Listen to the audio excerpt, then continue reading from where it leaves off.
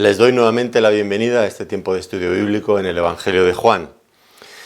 En esta ocasión vamos a abordar un pasaje muy interesante en el capítulo 6 de este Evangelio que trata acerca de la alimentación de los 5.000. Vamos a ver cómo la fe de los discípulos es puesta a prueba al mismo tiempo que el Señor realiza un milagro, como todos los que él hacía, sorprendentes. Vamos a comenzar haciendo una lectura para estar familiarizados con los detalles antes de pensar en ningún otro comentario. Vamos, por lo tanto, a Juan capítulo 6, versículo 1, que dice de esta manera. Después de esto, Jesús fue al otro lado del mar de Galilea, el de Tiberias, y le seguía gran multitud porque veían las señales que hacían los enfermos. Entonces subió Jesús a un monte y se sentó allí con sus discípulos. Y estaba cerca la Pascua, la fiesta de los judíos. Cuando alzó Jesús los ojos y vio que había venido a él gran multitud, dijo a Felipe: ¿De dónde compraremos pan para que coman estos? Pero esto decía para probarle, porque él sabía lo que había de hacer. Felipe le respondió: 200 denarios de pan no bastarían para que cada uno de ellos tomase un poco. Uno de sus discípulos, Andrés, hermano de Simón Pedro, le dijo: Aquí está un muchacho que tiene 5 panes de cebada y 2 pececillos, mas ¿qué es esto para tantos? Entonces Jesús dijo: Haced recostar la gente. Y había mucha hierba en aquel lugar, y se recostaron como en número de 5.000 varones. Y tomó Jesús aquellos panes, y habiendo dado gracias, los repartió entre los discípulos, y los discípulos entre los que estaban recostados. Asimismo de los peces cuanto querían. Y cuando se hubieron saciado, dijo a sus discípulos: Recoged los pedazos que sobraron para que no se pierda nada. Recogieron pues y llenaron 12 cestas de pedazos que de los 5 panes de cebada sobraron a los que habían comido. Aquellos hombres entonces, viendo la señal que Jesús había hecho, dijeron: Este verdaderamente es el profeta que había de venir al mundo. Pero entendiendo Jesús que iban a venir para apoderarse de él y hacerle rey, volvió a retirarse al monte él solo.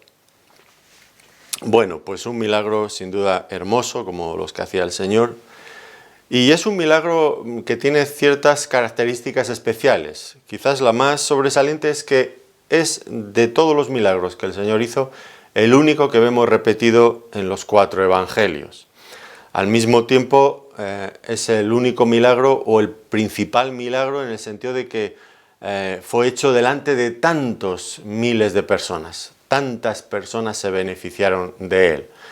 Otros milagros consistían en sanar a un enfermo, en echar fuera a un demonio, pero aquí los beneficiarios fueron una multitud enorme, 5.000 varones. Entendemos que aparte estaban también las mujeres y los niños, que como ustedes ya bien saben, también comen. Así que un milagro extraordinario, un milagro importante por todos estos detalles que estoy mencionando. Notamos que fue hecho también al otro lado del mar de Galilea. Y desde allí luego el Señor se va a desplazar, después del milagro, esto lo veremos en otro estudio, pues se desplaza a Capernaum, en Galilea. Es decir, habían pasado al otro lado del mar de Galilea, o al otro lado del Jordán, como lo queramos ver, y luego vuelven. Y en Capernaum el Señor va a explicar lo que significaba ese milagro. Esta es la práctica habitual del evangelista Juan. Junto a cada milagro que el Señor hace, pues va a dar una explicación de todas las implicaciones, de toda la enseñanza que surge de él. Por eso Juan menciona tan pocos milagros del Señor, creo que en realidad son 7, porque no tiene tanto interés en ir citando milagro tras milagro, sino en mostrar las enseñanzas que se esconden detrás de cada milagro. Por eso dice que los milagros son señales que apuntan en cierta dirección.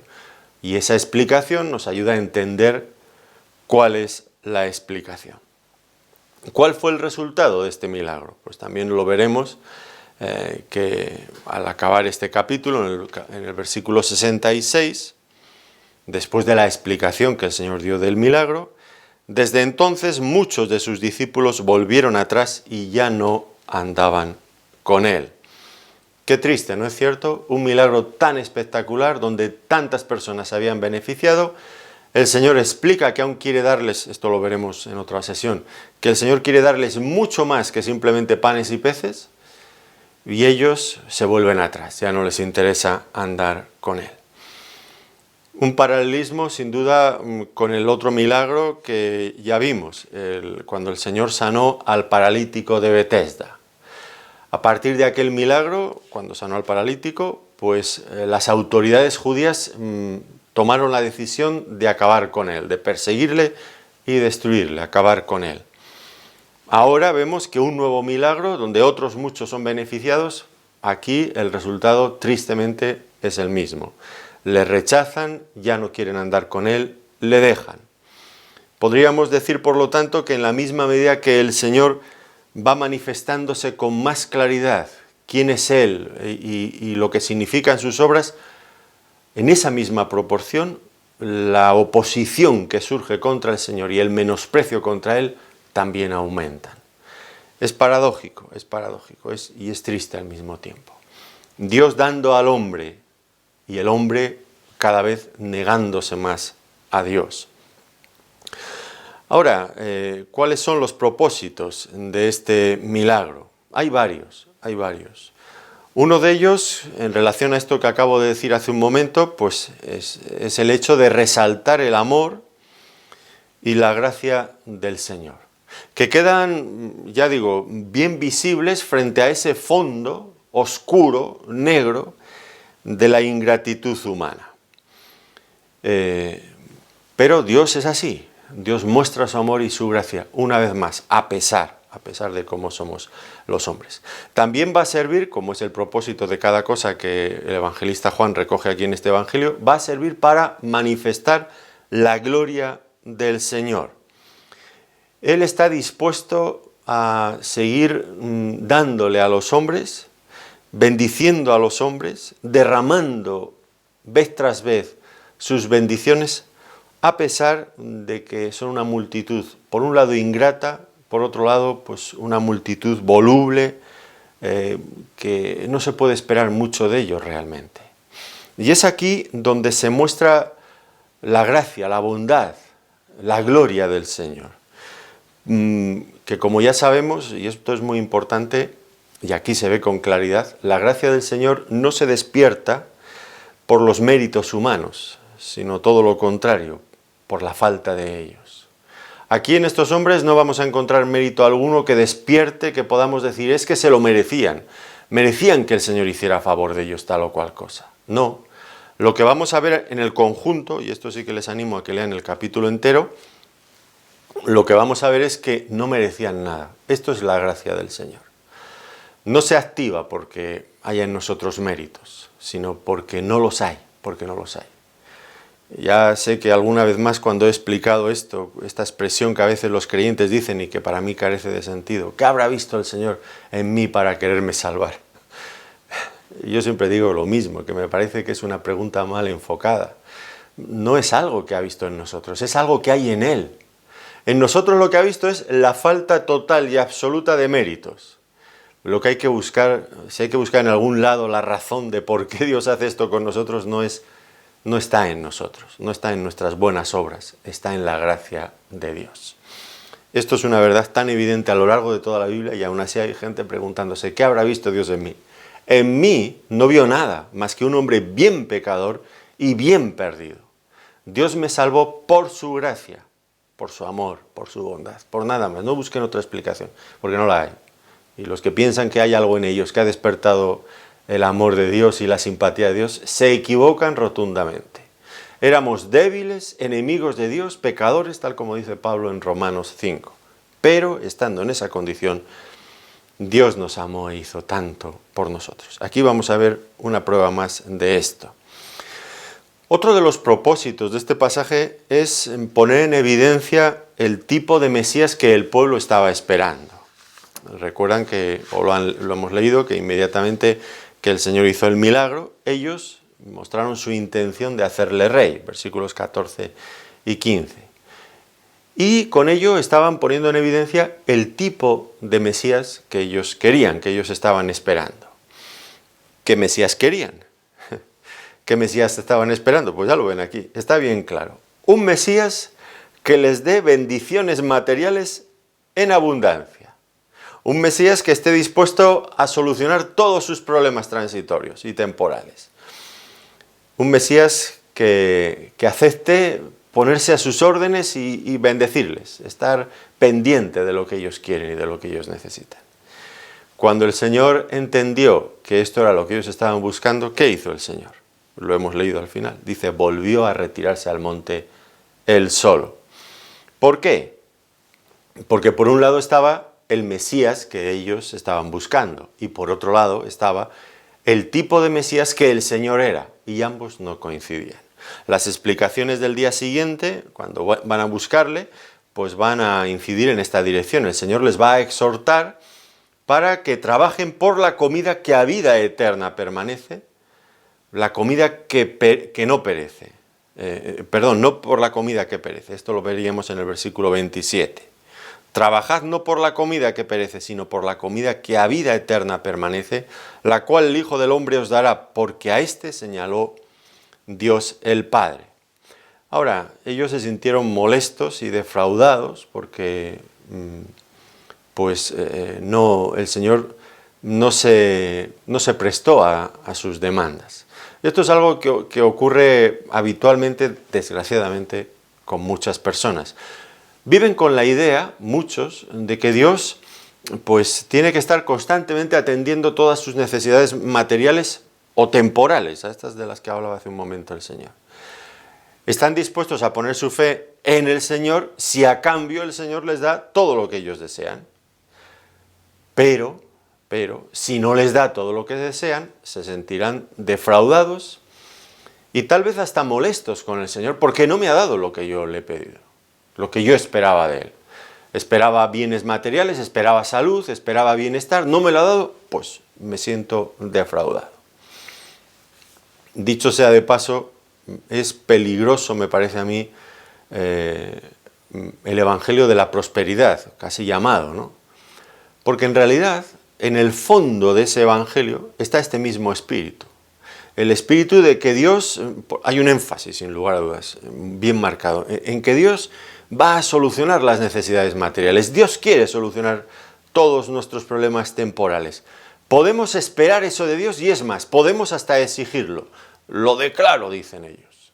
Declaro en el nombre de Jesús tal y cual cosa, que esto va a ocurrir. Porque ellos parten de la base de que Dios está comprometido a su servicio para hacer todo lo que ellos quieren y desean. Pues hay que tomar en consideración entonces este pasaje, porque precisamente el Señor los dejó solos, se fue. ¿Por qué razón? Porque Él no está dispuesto a ser un rey al servicio de ellos. Es un contrasentido. Si Dios es Dios, si Dios es rey, nosotros estamos al servicio de Él. Y Él hará con nosotros lo que crea conveniente hacer. Y nosotros aceptaremos y acataremos lo que Él decida para nuestras vidas y para nosotros. Estando además seguros por la fe de que lo que Él decida para nuestras vidas, sea lo que sea, es lo mejor. Cuidado con cambiar los factores. Somos nosotros los siervos del Señor. No es Él nuestro siervo, Él es el Rey. Y esperar que Él va a estar a nuestra disposición para todo lo que a nosotros nos plazca es una terrible equivocación que una y otra vez acabará defraudando a los hombres que así piensen. Pero es por una equivocación que nosotros cometemos o porque otros nos han predicado algo que es falso. Cuidado con estas cosas, cuidado. Y otro de los propósitos de este pasaje pues es evidenciar también el poder creador del Señor. Algo ya había ocurrido de esto cuando el Señor convirtió el agua en vino. Ahí había elementos en el vino que no estaban en el agua. Fue un milagro que implicaba también cierto poder creador. Pero sin duda aquí es de una manera desbordante, porque los que se benefician son una multitud innumerable. Y por último, otro de los propósitos más del Señor, que se ve aquí en este pasaje, y también lo vimos en el milagro de las bodas de Canaán. de Galilea, cuando convirtió el agua en vino, cuando escaseaba, cuando faltaba y aquello habría sido un motivo de tristeza para aquel matrimonio. ¿Cuál es este último propósito? Bueno, pues mostrar la abundancia y el gozo que habrá en el reino de Dios cuando Él lo establezca en este mundo. Era algo en lo que habían también incidido los profetas. El reino mesiánico será un reino de abundancia, será un reino de gozo. Aquí tenemos un botón de muestra de lo que va a ocurrir en ese momento. Mientras tanto, mientras este reino del Mesías se establezca, pues nosotros pasamos todavía por el desierto camino hacia esa patria celestial. Y como el pueblo de Israel en el desierto antes de entrar a la tierra prometida, pues también pasaremos.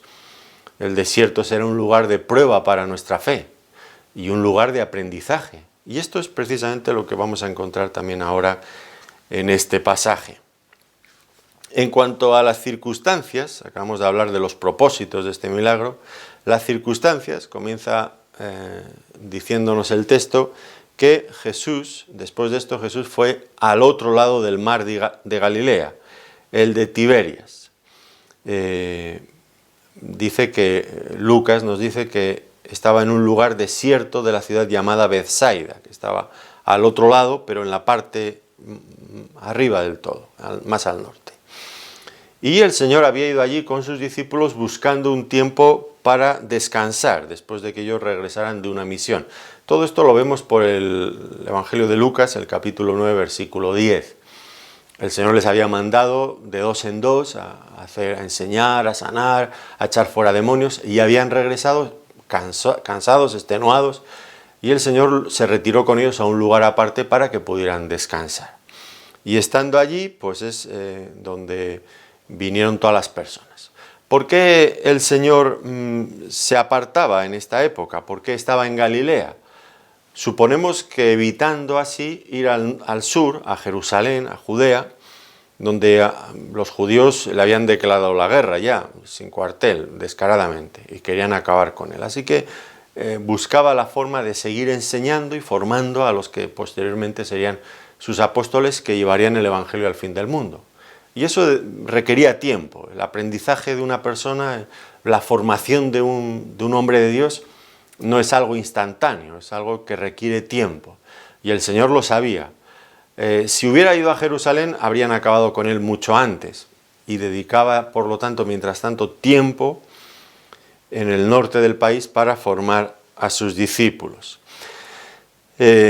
Dice que le seguía una gran multitud porque veían las señales que hacían los enfermos, a pesar de que el Señor se había apartado con sus discípulos, y entendemos que evitando precisamente que estar en medio de multitudes, quería descansar con ellos, pero esto no impedía que las multitudes le buscaran por aquí y por allá.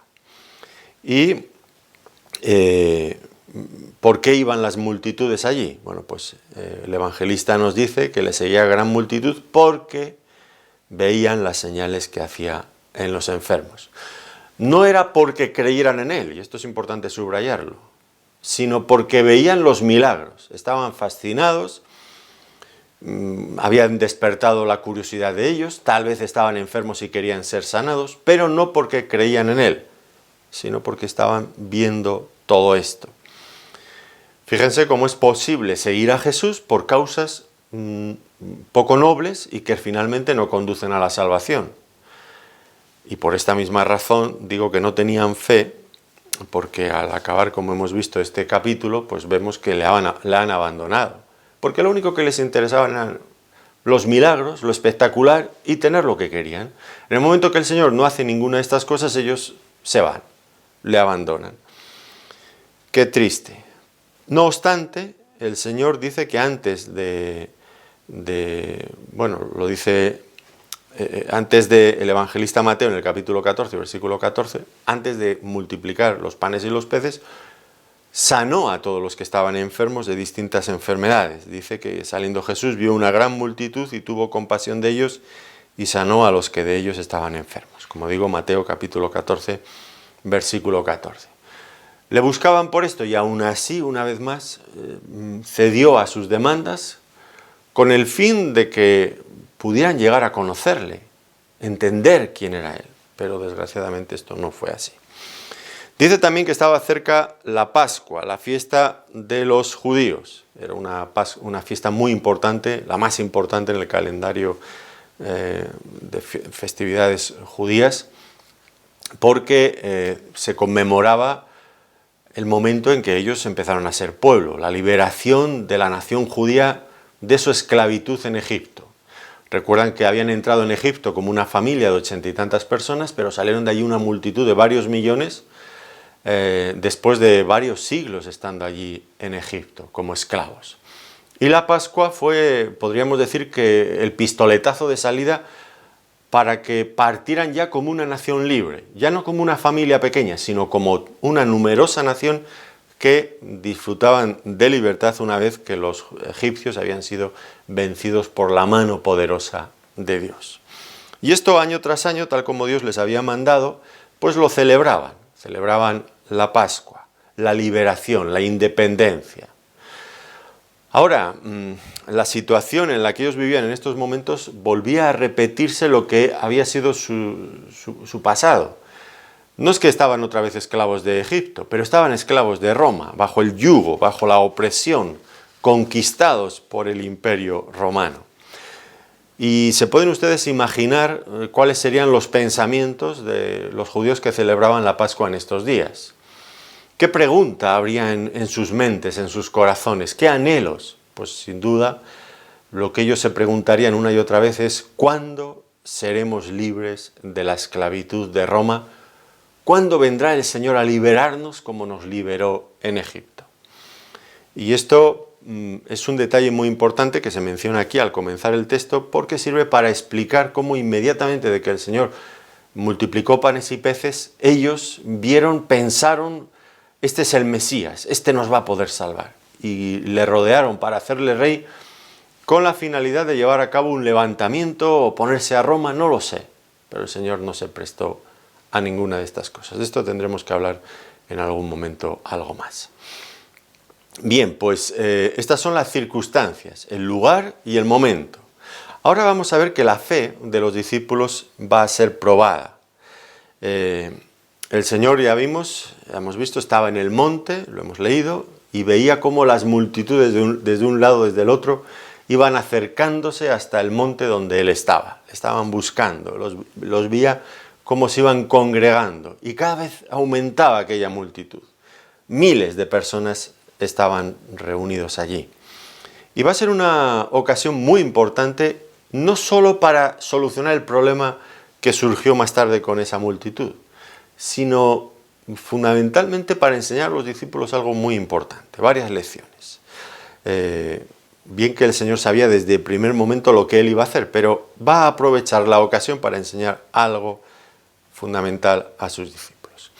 Comencemos viendo cuál era la actitud de los discípulos frente al problema que surgió. El problema que surgió es descrito aquí, el Señor lo presenta con claridad, había una multitud enorme, el lugar era desierto, no tenían con ellos nada para comer, la gente había llegado allí sin haber hecho previsión, no tenían nada para comer y para colmo de males el día declinaba, estaba empezando a anochecer. Así que Felipe pregunta, ¿de dónde compraremos pan para que coman todos estos? Era de noche y además es que no había un lugar donde ir a comprar. ¿Dónde ir a comprar? Bueno, no podemos decir que ellos vieran con falta de realismo el problema. El realismo no les faltaba, eso estaba clarísimo. Y por si acaso no fuera suficiente, dicen 200 denarios de pan no bastaría para que cada uno de ellos tomase un poco. 200 denarios que equivaldría al salario de un trabajador durante 200 días de trabajo. Y lo que acabarían comiendo sería una miseria, ni siquiera un tentempié.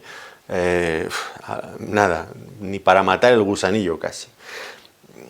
Bueno, está claro que su visión de las cosas era muy realista. ¿Dónde compraremos pan para todos estos? Es que si encontráramos, que no había supermercados como ahora, pero si encontráramos alguno, ¿dónde ¿Dónde?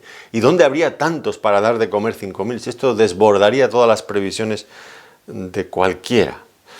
Así que ellos tenían mucho realismo, pero lo que no tenían, y esto es lo triste, no tenían fe. Vieron la situación con realismo, pero sin fe. Y esto, claro, pues inclina la balanza en una dirección concreta. ¿Cuál fue entonces la decisión que tomaron ellos? Pues desentenderse del problema. Como diría, por lo menos aquí en España, esta es una frase que nosotros a veces usamos, desgraciadamente, ese no es mi problema, que se busque la vida.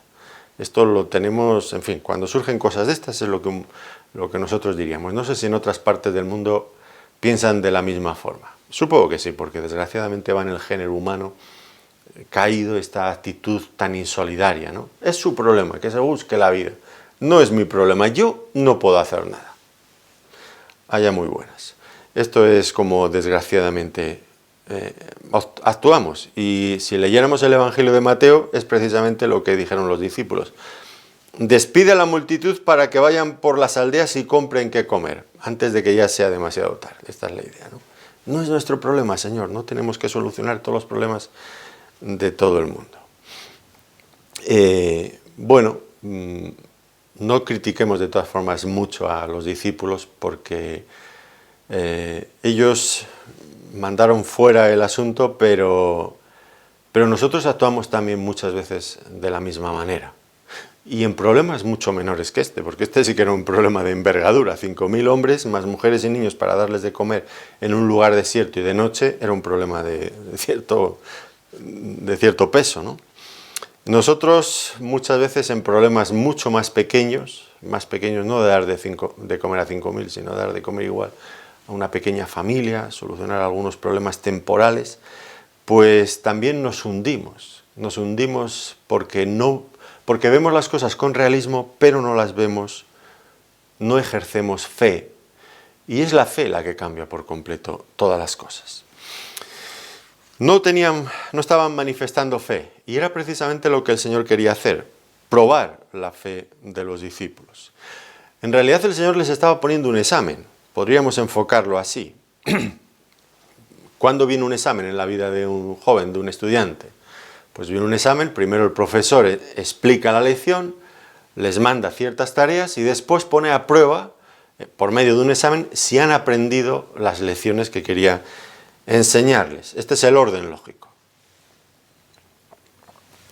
Poner un examen sin haber explicado la lección, sin haberla enseñado adecuadamente, pues rápidamente despertaría todas las quejas de los alumnos. Es que nos pone usted examen y no nos ha explicado el tema tal. Lógicamente. El Señor les estaba poniendo un examen a los discípulos. ¿Les había explicado la lección previamente? ¿Tenían capacidad para poder aprobar el examen? Yo entiendo que sí,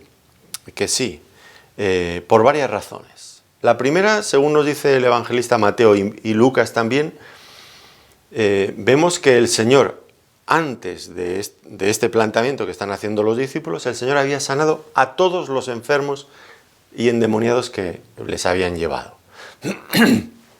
Por lo tanto, ya el Señor les había demostrado a los discípulos que tenía poder y capacidad. ¿Por qué no miraban esto? ¿Por qué no miraban ahora cuando tenían que enfrentar el problema de la comida de estas personas? No pensaban en que hacía un momento el Señor había sanado a todos ellos. Tan imposible era lo uno como lo otro. Pues tenían evidencias allí. Pensemos en algo más. Hemos dicho que, y lo sabemos por los otros evangelios, que estos discípulos acababan de regresar de un viaje misionero. Y en ese viaje misionero, al terminar, ellos estaban maravillados de cómo el Señor los había usado para ese despliegue de poder, para sanar enfermos, para echar fuera demonios, para todo lo que había surgido por delante de ellos, había sido resuelto de manera maravillosa. Nos dice Marcos capítulo 6, versículo 13. ¿Por qué si ellos ya habían visto estas señales en su propio ministerio, por qué no confiar ahora en el Señor? ¿Por qué no? ¿No habían estado también ellos cuando el Señor convirtió el agua en vino, en medio de aquel problemón también familiar y con todos los invitados de la boda. ¿Por qué ahora el Señor no podría hacer algo parecido? ¿Por qué? ¿Por qué ninguno de ellos pensó en estas cosas, sino simplemente se llenaron de realismo y vieron nada más que problemas, en lugar de confiar en el Señor? Y entiendo que tendrían que haber aprobado este examen. Y entiendo también que muchas veces nosotros suspendemos exámenes que el Señor nos pone después de habernos dado todas las evidencias de que Él puede hacer lo que ahora está esperando que nosotros confiemos en que va a hacer. Pero desgraciadamente fracasamos en esto. Lo único que hacemos es, en fin, centrarnos en los problemas y calcular la solución en base a lo que nosotros podemos hacer, y sacamos fuera de esa ecuación lo que el Señor puede hacer. Y eso es penoso porque ya el Señor nos ha enseñado tantas veces lo que Él puede hacer y lo que Él quiere hacer. El problema es que dependemos demasiado de nosotros mismos en lugar de descansar en el Señor. Y esto es lo que el Señor estaba probando. ¿Cuál era el propósito del Señor al probarles? Bueno, esto es también fundamental saberlo, porque el Señor no solamente les probó a ellos, sino que nos prueba a nosotros. Va a probar a todos, a todas las personas que se acercan a Él. Va a probar, por un lado, si tenemos fe. Eso por un lado, por una parte. Y por otro lado, va a probar también si esa fe es de calidad.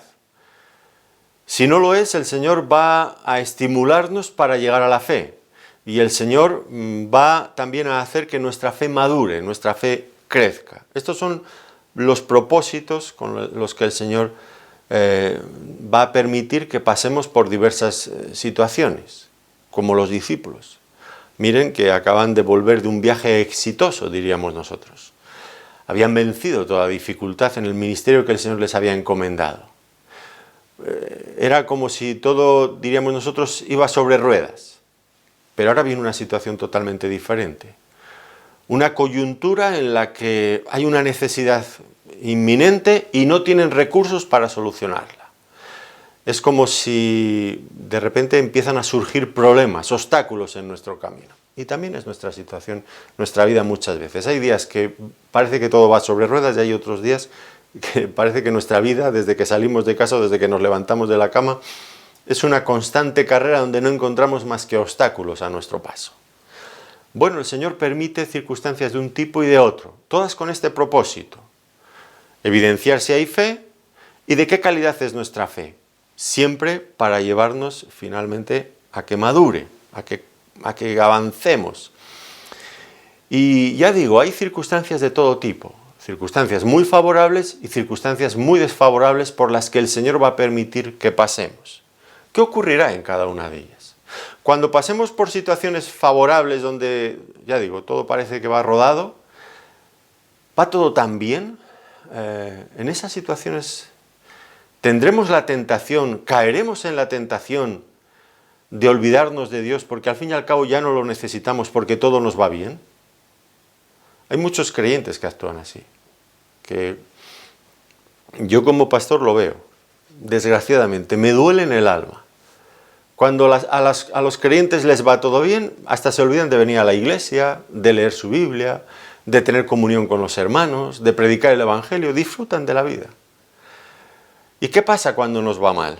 Pues cuando nos va mal, cuando llegan esas otras situaciones en las que todo parece retorcido y el viento nos da en la cara y no podemos casi avanzar, pues la tendencia es a quejarse amargamente de Dios o a buscarle muy urgentemente, porque tengo un problema, Señor. Qué triste, ¿no? Que veamos al Señor como una especie de escalera de incendios. Siempre nos olvidamos de que está ahí, pero si la casa se está quemando, entonces ¡ay, ahí había una escalera de incendios! Vamos a bajar por ahí. Dios, el último recurso para solucionar nuestros problemas. Eso en el supuesto de que nos acordemos de Dios, pero otras veces nos acordamos de Él para quejarnos. ¿Por qué Dios permite conmigo tal y cual cosa? Hace no mucho me sentó de mal, una mujer joven había muerto. Y eso es una tragedia muy grande. No podemos negarlo de ninguna manera. Es una tragedia inmensa. Y todos nos hacemos dudas, nos hacemos preguntas de por qué el Señor habrá permitido eso. Pero el predicador, recuerdo que empezó su sermón dando a entender que estaba enfadado con Dios. ¿Por qué? Me parece una cosa salida de tono. ¿Por qué? Sí, la desgracia es muy grande, lo reconozco, pero son situaciones que Dios ha permitido en nuestras vidas. No podemos quejarnos de Dios. Dios, Dios es nuestro Padre. Es siempre bueno. El que nosotros no lo entendamos, quejémonos de nuestra ignorancia, pero nunca de por qué Dios hace tal o cual cosa. Dios es bueno. Eso está fuera de toda duda. Cuestionar por qué Dios, enfadarse con Dios es algo que un creyente nunca deberíamos hacer, nunca. Permita lo que permita en nuestras vidas, no podemos enfadarnos con Dios. Es algo que está fuera de lugar, no puede ser. Y Dios va a permitir esas cosas, las va a permitir para probar nuestra fe, para ver si realmente creemos en su amor, para ver si creemos en su poder, para ver si creemos en sus intenciones con nosotros. Nos va a probar, va a probar nuestra fe. Va a probarla con la finalidad de ayudarnos a crecer y a madurar, a desarrollarnos espiritualmente. Y en este sentido, las pruebas pueden llegar a ser una bendición. Digo que pueden llegar a ser una bendición, porque pueden llegar a ser algo que aún nos hunda más en nuestros problemas. ¿De qué depende? De que una prueba resulte finalmente en nuestro crecimiento y por lo tanto en una bendición, o que nos amargue la vida al punto de autodestruirnos y llegar a desconfiar de lo que nunca deberíamos desconfiar. ¿De qué depende? Pues depende de que tengamos la perspectiva adecuada, que era lo que faltaba, creo, en este caso que acabo de mencionar hace un momento. Tenemos que tener la perspectiva adecuada. ¿Y cuál es la perspectiva adecuada? Bueno, no me puedo entretener mucho, pero quiero citar al menos dos cuestiones fundamentales. La primera de ellas, volver a recordar ese versículo que tantas veces mencionamos y que debe ser aplicado en cualquier circunstancia. Romanos capítulo 8, versículo 28. Y sabemos que a los que aman a Dios, todas las cosas les ayudan a bien. Esto es, a los que conforme a su propósito son llamados. A los que aman a Dios, todas las cosas, todas. Esto incluye, como dirá Romanos un poquito más adelante en este mismo capítulo 8, cosas tan tristes como la muerte, la tribulación, la angustia, la persecución, el hambre, la desnudez, el peligro, la espada. Dios nos ama en cada circunstancia, por muy adversa que sea. No podemos dudar del amor de Dios. Decir que estamos enfadados con Dios en medio de una prueba es dudar de ese amor y dudar de sus intenciones. No podemos hacer eso. Pensar así, dudar, es colocarnos en la perspectiva incorrecta y entonces las pruebas no serán para nuestra bendición ni para nuestro crecimiento.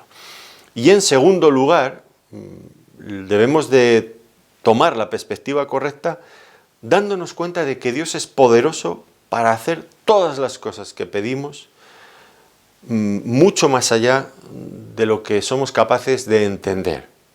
Dios quiere hacer eso. Lo va a hacer, va a contestar nuestras oraciones y tiene un propósito en lo que permite en nuestras vidas, más allá de lo que somos capaces de entender.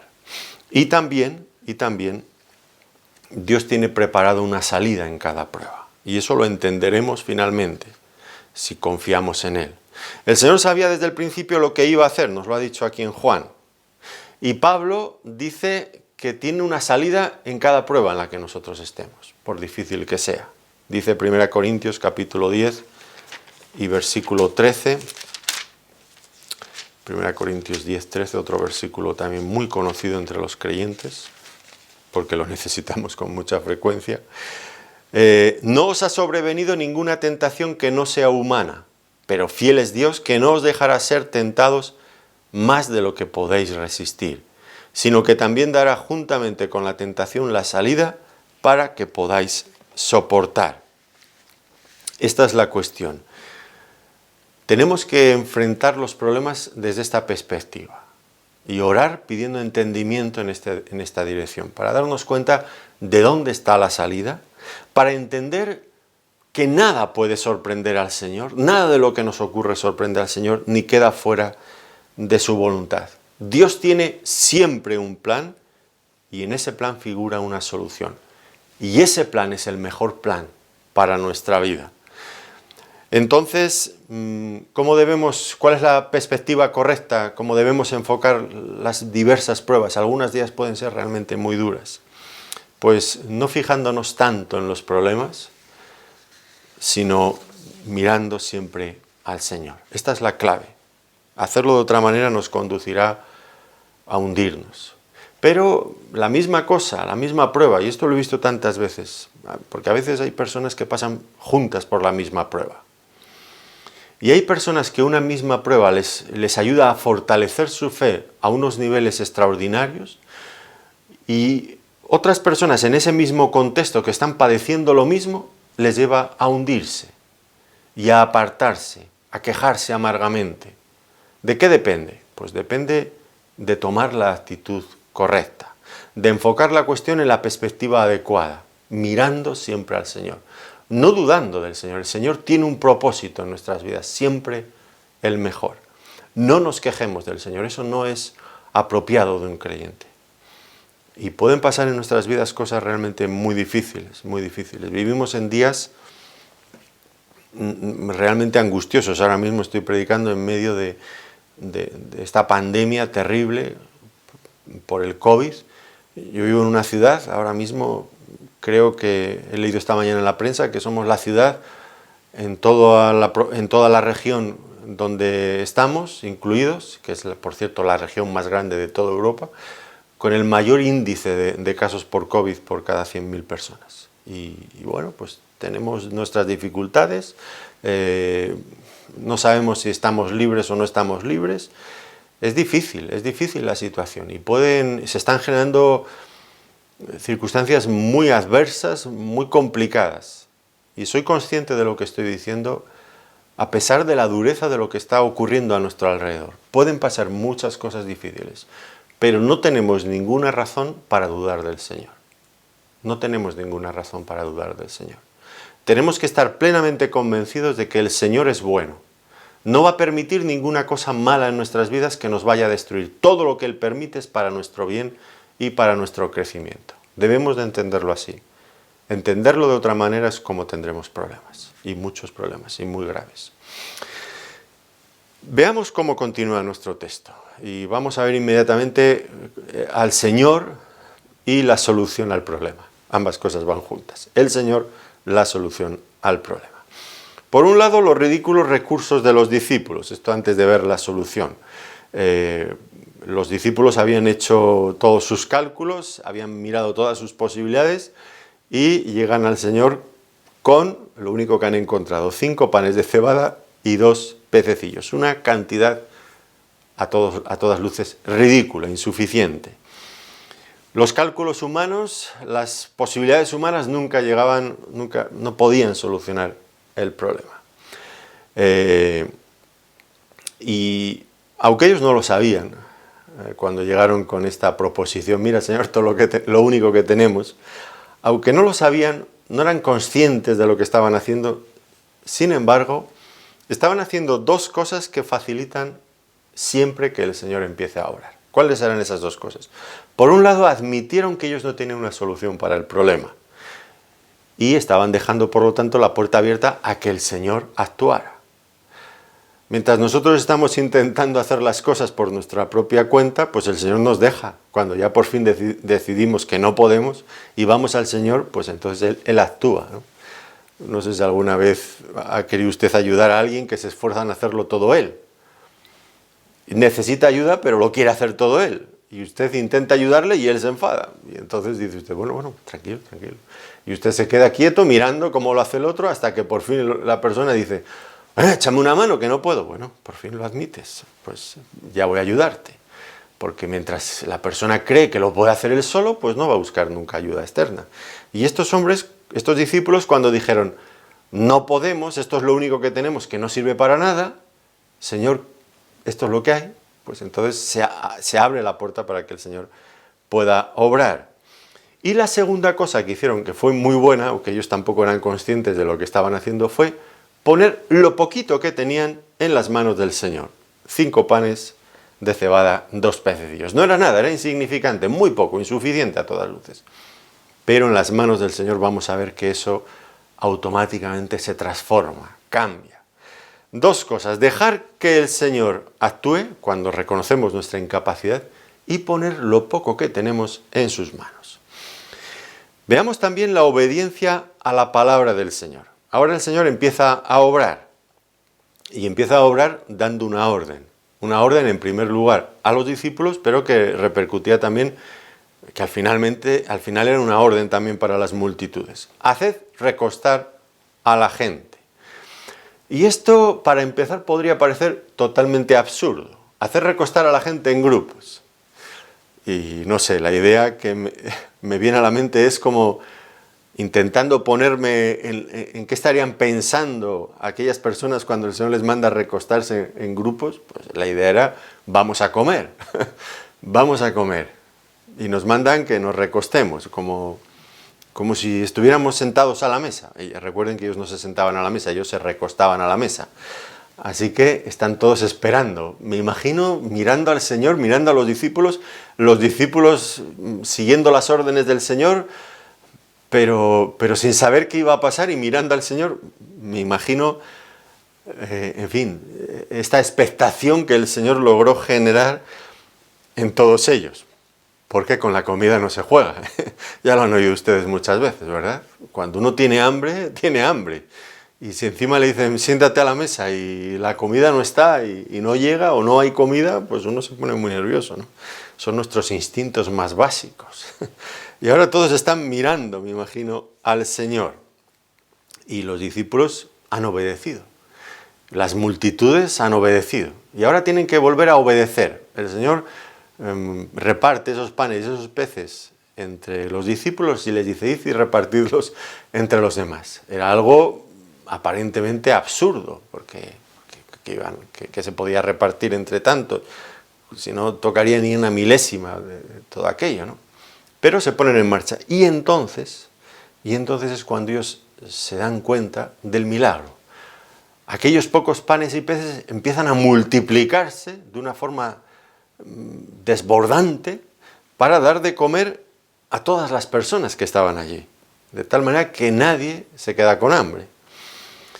Fijémonos entonces que la obediencia de los discípulos fue fruto de su fe. Antes hablábamos muy negativamente de la falta de fe de los discípulos, pero parece que ahora empiezan a entonarse, empiezan a aceptar lo que el Señor les está diciendo. Están avanzando. Y si ellos no hubieran obedecido, es decir, si ellos no hubieran tenido la fe necesaria para obedecer al Señor, pues tampoco habrían visto el milagro. Y de aquí sacamos una conclusión muy clara, muy evidente y muy necesaria. Cuando la fe y la obediencia trabajan juntas, nos van a permitir ver grandes cosas del Señor. La fe y la obediencia. No nos quedemos solamente con la fe y no la obediencia. La fe y la obediencia. Veremos cosas muy grandes del Señor. Y llegó por fin el milagro. Todo con una sencillez extraordinaria. Como al Señor le gusta hacer las cosas, a mí me encanta el Señor. Todos los milagros que Él hacía eran de una sencillez increíble. No preparaba un auditorio, no convocaba multitudes para que todo el mundo viera. Siempre huía de lo espectacular. La sencillez de todos los milagros que el Señor hacía. Y vemos cómo lo poco sirvió para dar de comer a los muchos. Y este milagro es una especie de patrón de comportamiento de la forma en la que Dios hace las cosas a lo largo de toda la Biblia. Usar cosas muy sencillas. Recuerdan el caso de la viuda de Sarepta de Sidón, que encontramos en Primera Reyes, capítulo 17, versículos 8 al 16. Ella tenía un poquito de harina y un poquito de aceite. Y el profeta le dijo algo y esta mujer tuvo fe y nunca faltó. Durante toda aquella sequía tremenda, nunca faltó lo que necesitó para comer. Vio como día tras día aquello se multiplicaba y tenía lo suficiente. Y este milagro, como aquel otro, pues nos recuerdan esa gracia inagotable del Señor, esa plenitud que tiene el Señor para estar constantemente haciendo fluir sus beneficios y todo lo que nosotros necesitamos. Como dice, hemos estudiado en Juan capítulo 1, versículo 16, de su plenitud tomamos todos y gracia sobre gracia. Aquí está evidenciada, por supuesto, la plenitud del Señor, pero está también evidenciada su gracia, dando abundantemente a las personas. Qué bueno es que entendamos esto y que confiemos en un Dios así. Permita lo que permita en nuestras vidas, no será por falta de recursos, no será por falta de amor. Hasta el punto, dice, que el milagro fue tan abundante que sobraron. Sobraron, dice, que recogieron 12 cestas de pedazos de lo que sobró de los 5 panes y dos peces. Sobraron. Esto nos enseña que la mejor forma de aumentar los pocos recursos que tenemos es ponerlos en las manos del Señor. Esa es la mejor forma. Usted tendrá algo que sea muy pequeño, sin lugar a dudas. Un pequeño don, una pequeña cosa de lo que sea, recursos materiales, lo que sea. Si se los queda para usted solo, pues al final se acabarán gastando y punto y final de la historia. Pero si usted lo coloca en las manos del Señor, descubrirá cómo eso se multiplica. Siempre esta es la forma correcta de entender las cosas. En todo caso, los recursos ilimitados del Señor no deben de ser nunca una excusa para desperdiciarlos. Eso también. Me gusta como el Señor dice que para que nada se pierda, recoged lo que ha sobrado. ¿Cuántas veces? Bueno, nosotros antes de la pandemia, esta es una de las desgracias que nos ha traído la pandemia, una de las muchas cosas que nos ha limitado la pandemia a nivel de iglesia. Siempre comíamos juntos todos los domingos y ahora los hermanos lo añoramos más que nunca, pero nos impiden comer juntos, lógicamente. Pero recuerdo que al acabar las comidas siempre, no ocurre, pero porque ya les he dicho tantas veces que no se les ocurre, ¿no? Pero al principio siempre hay personas que llegan y tienen la tentación de, bueno, pues ha habido comida suficiente, hasta a veces normalmente se podía repetir. Y siempre había alguno que llegaba y no se lo comía y lo tiraba a la basura. Mira, yo me ponía muy nervioso. Y siempre le citaba este versículo. Mira, el Señor dijo, recoged lo que ha sobrado. No se tira nada. Cuando hay tantas personas que pasan hambre en este mundo, qué vergüenza que nosotros tiremos la comida. Y el Señor nos está enseñando cosas que son fundamentales. A mis hijos, he tenido 5 hijos, nunca en la vida les he visto que dejaran algo en el plato. Si lo han dejado, se lo han tenido que comer después, pero no vamos a tirar la comida. Y siempre les he dicho, serviros lo que os vais a comer, porque si os lo servís, os lo vais a comer. No queremos tirar las cosas. En un mundo que hay tanta necesidad, qué vergüenza. Y el Señor es el primero en enseñarnos esta cuestión. Ahora, hablemos un poco más de los medios usados para realizar este milagro. Noten bien, el Señor usó los pocos recursos que los discípulos habían encontrado. ¿Y de quiénes eran esos recursos? De un niño, de un niño. Aquí había un niño que tenía estas cosas. El Señor usando siempre lo poco para hacer grandes cosas. Es que lo poco en las manos del Señor siempre es mucho. Que es un patrón también de comportamiento del Señor. ¿Recuerdan ustedes otros muchos casos donde el Señor ha usado cosas pequeñas para hacer grandes cosas? La vara de Moisés era un palo, nada más que un palo seco. Ya me dirán ustedes qué se puede hacer con un palo seco. Pues esa vara de Moisés sirvió para convencer al pueblo de Israel y al faraón de Egipto de que Moisés había sido llamado por Dios para llevar a cabo una tarea inmensa, sacar al pueblo de Israel de aquella esclavitud. Y tenía que ir con aquella vara. No era gran cosa, pero llegó a ser algo muy importante. David, el rey David, se enfrenta con un gigante, con Goliat. Y Goliat viene bien armado hasta los dientes, pertrechado por todos los sitios con aquella armadura, con todas sus armas. Y llega David, un jovencito que antes había intentado ponerse la armadura que le propuso Saúl. Déjame, yo no puedo andar con estas cosas porque el hombre, yo no lo he practicado. Y fue al encuentro del gigante, ¿con qué? Pues con una honda y 5 piedrecitas que había encontrado allí. Y con una honda y una piedra venció al gigante. Esto se lo saben bien los niños cuando cantan la canción aquella, ¿verdad? Derrotó al gigante y trajo una victoria del pueblo de Israel sobre todos los filisteos. Enorme, ¿verdad? Sansón venció a 1000 filisteos. ¿Cómo lo hizo? Pues lo hizo con una quijada de asno que estaba por allí tirada, de un animal muerto, los huesos por allí, la quijada de asno, y con eso 1000 filisteos. Y también una victoria enorme sobre los filisteos. Y Pablo, ¿qué dice el apóstol Pablo? Pues Pablo quizás pone por escrito este principio y lo explica. 1 Corintios capítulo 1, versículos 26 y 29. Pues mirad, hermanos, vuestra vocación, que no sois muchos sabios según la carne, ni muchos poderosos, ni muchos nobles, sino que lo necio del mundo escogió Dios para avergonzar a los sabios. Y lo débil del mundo escogió Dios para avergonzar a lo fuerte, y lo vil del mundo y lo menospreciado escogió Dios y lo que no es para deshacer lo que es, a fin de que nadie se jacte en su presencia. Ahora,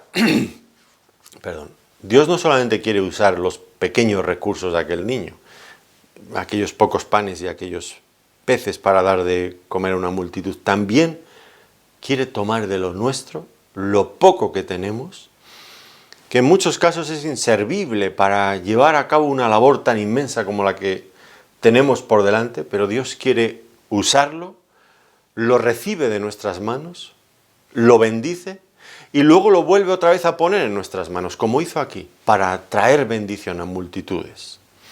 Esto es el proceder de Dios. Y es el proceder de Dios en nuestras vidas también. Podemos confiar en Dios en este sentido, debemos de confiar en Dios. Es que si no confiamos en Dios, ¿quién haría nada para el Señor? Yo, por supuesto, no. Yo no estaría aquí predicando si no confiara en el poder de Dios. Yo sé que Dios toma lo poco, lo insuficiente que yo soy, lo toma en sus manos, lo puede cambiar y hacer que mis pobres palabras lleven vida a otras personas en otros lugares. Yo tengo este convencimiento. Si no tuviera este convencimiento, yo es mi oración cada vez que me coloco en este púlpito a predicar, se lo aseguro. De ninguna de las maneras me atrevería a predicar si no fuera porque tengo esta plena convicción. No en mis pobres recursos, que no los tengo y que si los tengo son pobres e insuficientes, sino en el poder sobreabundante de Dios.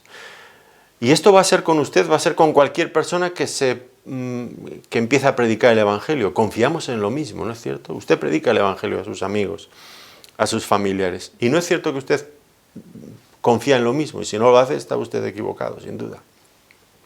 Usted confía en que sus pobres palabras van a ser usadas por el Espíritu Santo, potenciadas por el Espíritu Santo, para llevar vida a las personas. De otro modo, nadie haría nada. Yo, por lo menos, no lo haría.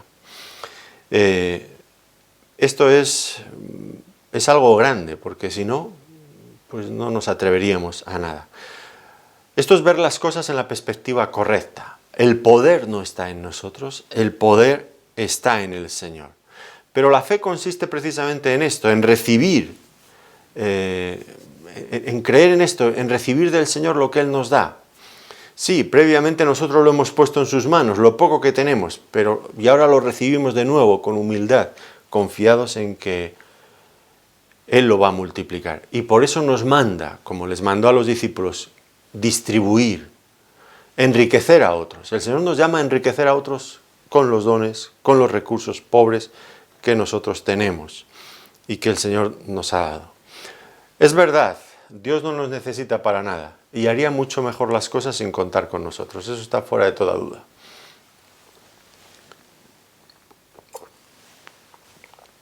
Yo siempre he creído que el eslabón más débil en toda esta cadena, en la cuestión de llevar a cabo la obra de Dios, somos nosotros, somos los creyentes. Ese es el eslabón más débil, sin lugar a dudas. Dios, no obstante, quiere usarnos. Lo ha hecho siempre, lo va a seguir haciendo. Lo hace por su amor, no porque nos necesite. No porque nos necesite, sino por su amor. A mí uno de los hechos que siempre me fascina y me maravilla de Dios es cuando Pablo le dice a los corintios que Él nos ha hecho colaboradores suyos. Pero ¿para qué nos necesita Dios a nosotros como colaboradores? Si somos más bien un estorbo. Bueno, es verdad. Pero al mismo tiempo que Dios por estas pruebas nos está enseñando y fortaleciendo nuestra fe, la finalidad última es hacernos útiles para poder aprender estas grandes lecciones, aprender a darnos cuenta que lo poco que somos, pero puesto en las manos del Señor, va a hacer florecer la bendición de Dios a multitudes. Y esto es lo que tenemos que aprender.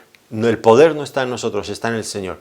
Es por su misericordia que nos quiere usar para llevar a otros su amor, para llevar a cabo también su obra. Démosle gracias al Señor, sin lugar a dudas, por tanto amor como Él ha tenido por nosotros. Y lo tiene en permitirnos trabajar como colaboradores, que es un honor que ninguno de nosotros merecemos y que Él ha dado a todos los creyentes sin distinción alguna. En el don que Dios le ha dado a usted está este hecho. Dios quiere que usted colabore con Dios. Y veamos también estas grandes lecciones. A veces el Señor nos puede llevar a circunstancias difíciles, que en ningún momento desconfiemos de Dios. Dios es bueno, siempre lo ha sido, y siempre tiene algo bueno para nosotros, y también una salida. Pues lo vamos a dejar aquí. Seguramente tendremos mucho más que decir sobre este pasaje, pero lo dejamos para otra ocasión. Por el momento pensemos en todo esto y que la palabra de Dios vaya haciendo efecto en nuestras vidas para cambiar, para transformar nuestra vida, nuestro carácter, nuestra forma de entender las cosas. Al llegar a este punto, les agradezco de verdad que nos hayan querido acompañar a lo largo de este estudio bíblico. Que Dios les bendiga muy ricamente. Gracias por su atención.